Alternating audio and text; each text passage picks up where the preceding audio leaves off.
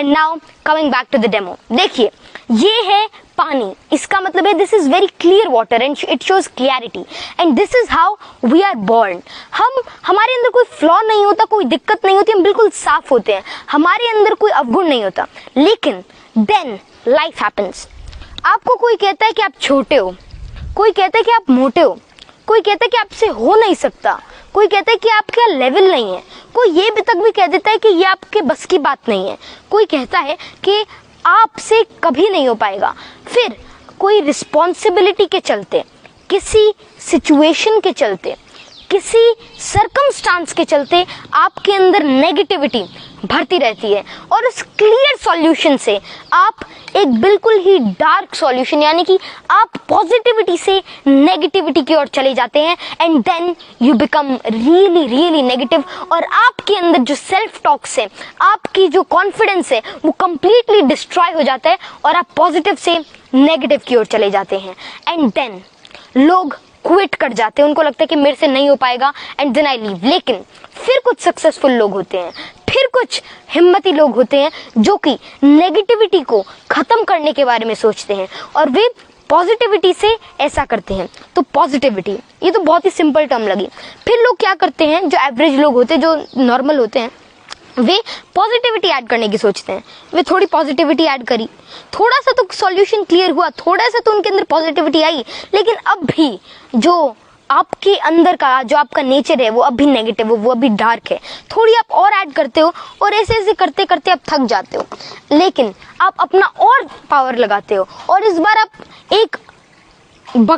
फिर इसके बाद आप एक ग्लास के जितना नहीं, मतलब अगर आप रेशियो के अंदर ले, फिर आप एक बहुत ही बड़ा अप्रोच लेते हो और थोड़ा और धीरे धीरे धीरे धीरे धीरे ऐड करते रहते हो, लेकिन अब भी कोई खासा फर्क नहीं पड़ता। अब भी जो आपका सॉल्यूशन है वो डार्क है, अब भी आपके अंदर नेगेटिविटी भरी हुई है। तो now the real thing comes into the play. कई लोग अब भी क्विट कर जाते, कई लोग सोचते हैं कि अगर मैंने इतने एफर्ट्स लगा लिया, मैंने पॉजिटिविटी को हराने की इतनी सोच ली, मतलब नेगेटिविटी को हराने का इतना सोच लिया, मैंने इतनी सारी पॉजिटिविटी ऐड करी, लेकिन कोई फायदा नहीं हुआ and then they quit. And now it's the time when the real and the successful people comes into the play और वे एक ग्लास जितना नहीं, एक जग जितना नहीं, लेकिन एक बहुत ही पावरफुल अप्रोच लगाते हैं और बहुत ही लगातार सोचते रहते हैं, पॉजिटिविटी अपने अंदर लाते रहते हैं और वो सॉल्यूशन क्लियर होता है और एंड में बहुत ही ज्यादा पावर के साथ, बहुत ही ज्यादा एफर्ट्स के साथ, बहुत ही ज्यादा अपने अंदर पॉजिटिविटी भर के